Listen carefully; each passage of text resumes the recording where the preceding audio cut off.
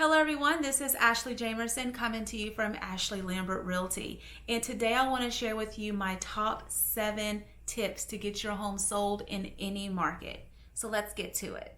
Number 1 is to clean and freshen your home. Now I know that may seem obvious to a lot of you out there, but you will not believe how many dirty, dark, cluttered homes I have shown over the years. And throw on top of that cat, dog, mold, water, smells, and things like that. It's pretty weird. I'm like, are you trying to sell your home or are you just pulling my leg? I'm a little bit confused. So you definitely want to clean your home. You want to declutter your home by making sure all the horizontal surfaces are clean. Now, when you're watching HGTV, those homes are not cluttered. So make it look as close to HGTV as possible. Do you need to freshen up the paint? Hopefully you save that wall color and you can easily touch up the paint. If the colors are crazy specific to you and your lifestyle, you may consider repainting the walls into a more neutral color. Are your carpets worn? Are your wood floors scratched up? If so, you may consider replacing the carpet, or you may consider refinishing or at least polishing your wood floors. Again, this seems very obvious to a lot of people out there, but I have seen, and I'm pretty sure you have seen if you've been looking online, very cluttered, dark, and dirty homes. Remember, if your home is not move-in ready, buyers will typically come in there and start discounting your home, and you don't want a discount. You want full price, right? Number 2, you need to know your competition like the back of your hands. You need to go on to Zillow.com, Trulia, Realtor.com, even the MLS, and you need to search for homes as if you are the buyer looking for a home like yours. When you start looking at these homes, these are your competition. Is your house as big? Is your yard as awesome? Is it fenced? Is my home upgraded and not just updated? Does that extra sunroom really add that much value? These are homes that buyers will also look at while they're out touring your home. So you definitely want to put your home in the best position possible to receive an offer, whether it is doing simple updates or simple upgrades, cleaning, or pricing your home accordingly. When you are thinking about your competition, you need to work with a realtor who also knows the competition and that can help highlight the pros of your home in the eyes of a prospective buyer. Number 3, I mentioned this a little bit in number 1, but you want to neutralize your home as much as possible. You should take down that huge, beautiful photo wall. You should take down all of those pictures, all of your religious items if you can, if you feel comfortable. Remember, it's only for a little bit. You're moving on to your next home. You're selling this one. So depersonalize it as much as possible. So when a buyer walks through your front door, they can see themselves in this home and not you and your family living in the home. Another thing that you need to do is to define the rooms, but don't specialize the rooms. Let me explain what I mean. Right now, I am using my formal dining room as my quilting room. Yes, I currently have about 6 unfinished quilts. I have 3 sewing machines, 1 embroidery machine, my Cricut machine, and tons of fabric in my quilting room, i.e. dining room.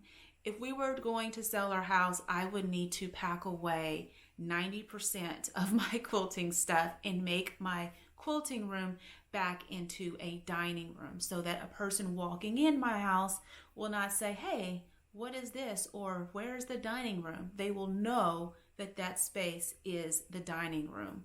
If a room would make a great office, possibly stage it as an office. If a room would make a great playroom, possibly stage it as a playroom. But you do want to define the areas because for some reason, buyers that are getting a larger home cannot really visualize what all this extra space that they're going to be getting could and should be used for. So let's just give them a few ideas.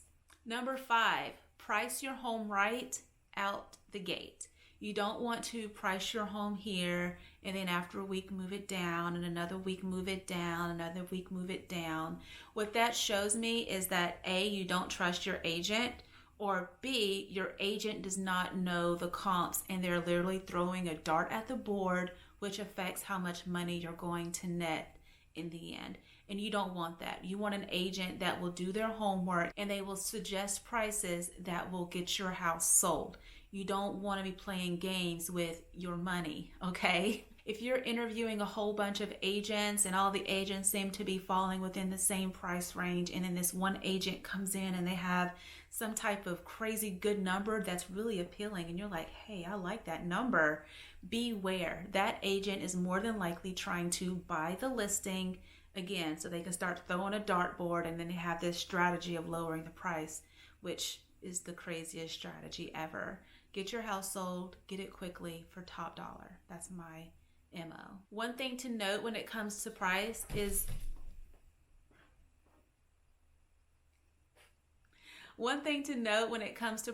that even if a buyer is totally cool with overpaying for this home, the bank is not, and the bank is who is giving the buyer the money. So once you're under contract and everybody's happy with this number, the bank is going to come in with the appraisal, and if the house does not appraise, then it is a really tough conversation to have with the seller and the buyer to lower the price down to meet that appraisal. And if you don't lower the price, oftentimes the deal is lost and you're back at square one with your house on the market and more time wasted, which causes buyers to wonder, why didn't your house sell? Was there a problem with the house? You don't want that. Number 6 is to make your home super available to show. You want buyers agents to literally go online, request the showing, and then the showing is approved or confirmed within 30 minutes. Why do you say that is important? Because typically a buyer's agent is showing 3 to 4 homes at a time, and you want to make sure that your home is in that first round of home tours and that you're being considered equally with those other houses.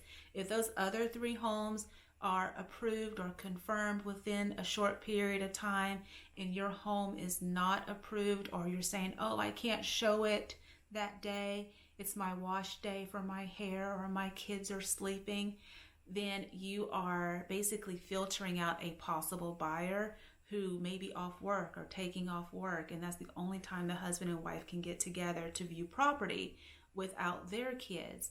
So you want to make it as easy as possible for buyer's agents to show your home. Now, if your home is tenant occupied, you need to do a little bit extra. You may need to offer an incentive to your tenants by possibly sending them somewhere like Great Wolf Lodge for the night, so you can show the home for at least a full day when it first hits the market, or agree that they have a 24-hour notice or a 12-hour notice.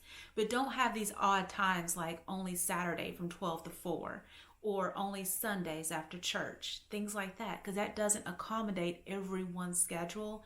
And the goal is to get all prospective buyers in there to see your home, to submit offers, to make a little bit of a competition between buyers, so you ultimately get top dollar for your home very quickly.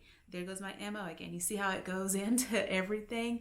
So that's definitely something to think about if you work from home or you have a small baby or something like that. Maybe you need to go into the office, or maybe you need to go to a friend or family member's house for a day or two while your home is being shown to all of these people. You're not just in and out. Number 7 is my most controversial one, and that is to hire a full-time real estate agent. Now, here in Charlotte, you can take a rock and throw it, and it will hit 2 to 3 realtors before it actually hits the ground, because we are everywhere. But because we are everywhere does not mean that we are all created equally. Some of us, like myself, are full-time realtors. This is our full-time job, and we can provide full-time attention to our clients. And then there's part-time real estate agents who possibly do the business after work, or if they have a part-time job and they have a part-time real estate career, then they can sort of finagle. They have a little bit of flexibility, and they can more than likely handle most issues, but they won't have tons of clients at one time because their schedule just will not allow it. And then there's hobbyists, and hobbyists are those you should stay away from. Did you know that most realtors only sell 2 homes a year? Like 2 homes. And if I think about it, it sort of drives me crazy, because selling 2 homes basically means you're paying just for your real estate dues, because we pay a lot of money to be realtors. But a hobbyist will go out there and get a listing, or they'll get a buyer when they need the money. They need the money for a trip, or they need the money for a surprise bill. But I feel that a hobbyist really honestly cannot put their clients first, because typically they're coming from a space of need. So make sure you are hiring a full-time realtor so they can take full-time care to you as their client. They should be experienced with sellers and buyers. And they should be experienced with buyers because they need to know how a buyer thinks. They need to know the offer to purchase from a buyer's point of view, so they can really look and compare at different offers that come in on their listings.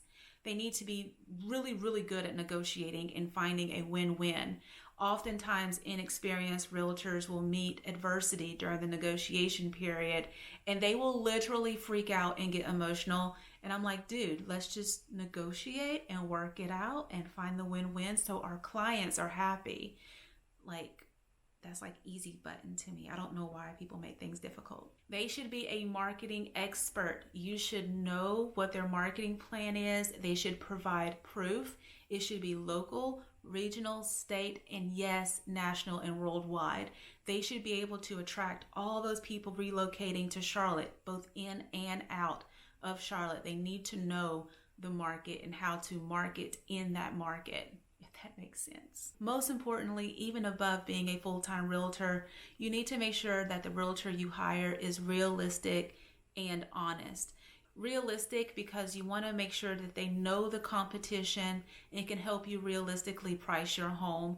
They're not blowing steam and like making themselves look great and really selling you a high hope or a high dream, and they cannot help you achieve it. You need a very realistic agent who can honestly tell you the condition of your home and how it can affect the price and how all these things can affect the end result when it comes to selling your home. If they are not realistic and not honest, if you have a moment where you just don't feel like they are really working on your behalf, don't hire them. And if you already hired them, you need to fire them, because this is a huge investment. You put a lot of money into your home, and you really deserve, as a client, as a consumer, to have a realtor who looks out for your best interest. So I may be a little bit biased when I say hire a full-time agent, but not only does experience come with being a full-time agent, but since the agent is full-time, they don't come from a place of need all the time where they need your house to close so they can make money to pay whatever is there. So there you go. There's my 7 tips to help you sell your home in any real estate market. If you found this information useful and you are considering selling your Charlotte, North Carolina home, please do not hesitate to reach out to me. All of my contact information will be below. If you know someone who is thinking about selling a home, please share this video. But don't forget to subscribe. I'm going to be dropping some awesome videos in the near future that I think will be very useful as we enter this transitioning real estate market. I look forward to talking to you soon. Bye.